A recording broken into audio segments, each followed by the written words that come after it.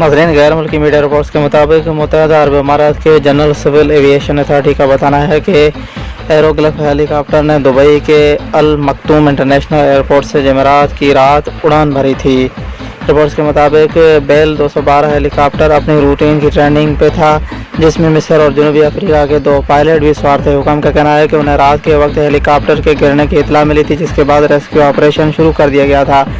हुकाम के मुताबिक रेस्क्यू टीम को समंदर से जहाज़ का मलबा मिल गया है, लेकिन दोनों पायलट ताहाल लापता हैं, जिनकी तलाश के लिए सर्च ऑपरेशन जारी है। नाज़रीन, अब तक के लिए इतना ही। तब तक के लिए खुदा हाफिज़। अगर आप हमारे चैनल पर नए हैं तो इसे ज़रूर सब्सक्राइब करना।